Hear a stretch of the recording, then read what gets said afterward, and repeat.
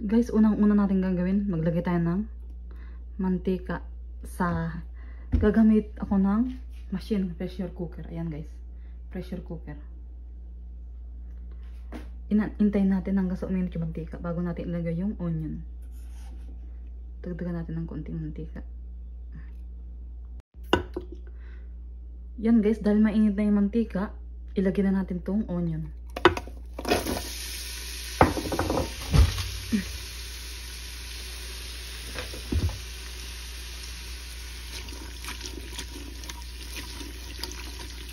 Ito natin guys. Hintayin natin hanggang sa mag-brown. Ayan guys, dahil brown yung sibuyas, lagyan natin tong tomato paste. Ayan guys, mix lang natin to. Tomato paste saka sibuyas. Saka natin isusunod yung borok.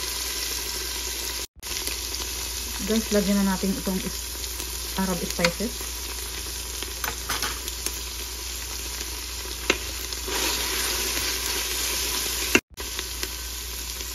Guys, sunod natin yung kurukum o turmeric powder.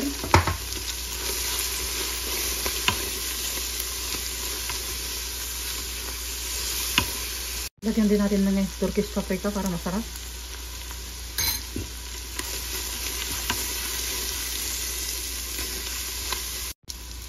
Guys, ilagyan na natin to. Yung laurel leaves, yung mismar, saka yung borat.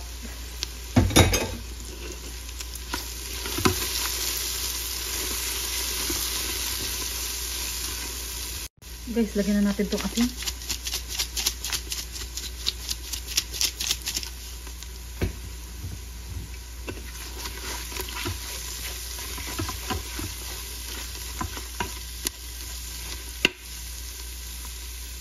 Guys, ilagyan na natin itong sili.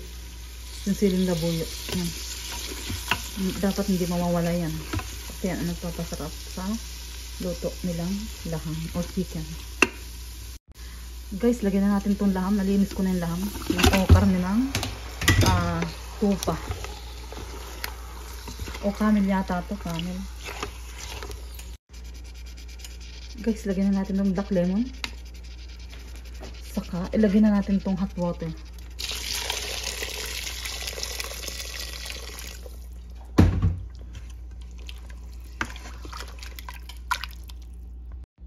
Ayan guys, sinakpan ko na. Nilutuin natin. Ayan guys, hugasan na natin yung bigas.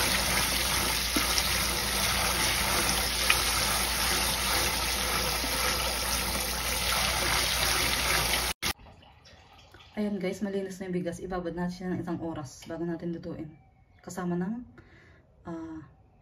laham. Ayan guys, magpiprito na ako ng tintalon. Ilalagay natin yan sa gitna. Nasa ilalim yung laham. Tapos nasa gitna itong gulay.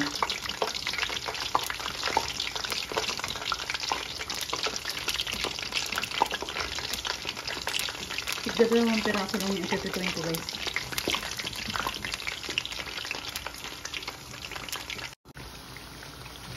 Ayan guys, dahil okay na itong talong, sunod natin itong carrot at saka patatas. Ito guys, pagsama-sama natin yung tatlo, yung pusa, patatas at saka carrot. Dali lang naman ito maluto guys, na-prito. Ayan guys, malapit na maluto yung patatas, yung carrot, saka yung pusa.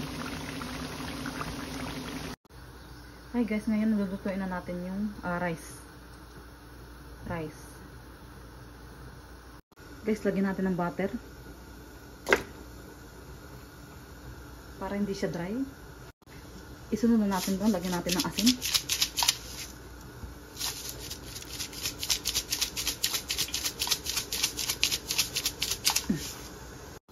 Guys, lagyan na natin to.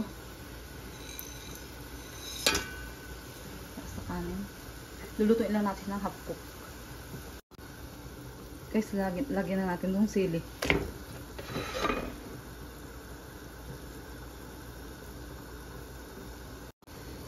At guys, lagyan na natin tong bigas na binabad natin ng isang oras.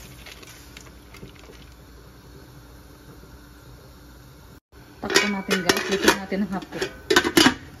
Huwag natin lutuin ng sobra. At ilalagay natin sa ibabaw. Guys, ito na yung laham. Luto na yung karning camel. Ayan, ililipatan natin siya. Guys, sa pinaglutuan natin ng bigas, ilagay na natin itong langis. Yung karne. Guys, dun sa pinaglutuan natin ng karne, may sabaw yun. Lagyan din natin. Huwag lang marami guys ha. Tansyahin nyo lang yung tubig kasi yung bigas naman inaluto na ng half cook. Okay guys, isusunod na natin tong gulay na prinito natin. Ayan guys, nailagay na natin yung gulay. Isusunod na natin yung bigas na half cook. Ayan guys, ilalagay ko na yung bigas sa ibabaw, tapos lalagyan natin ng aluminum foil.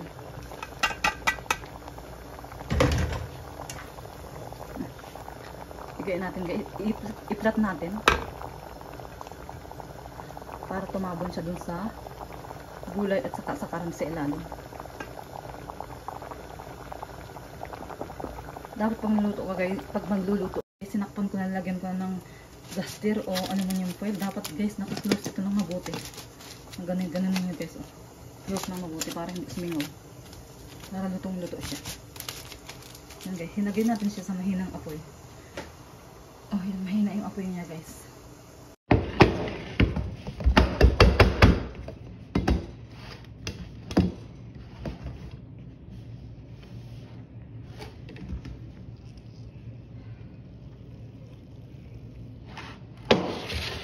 Guys, ito na ang magluba. Niluto ko. Ito guys. Sarap na yun.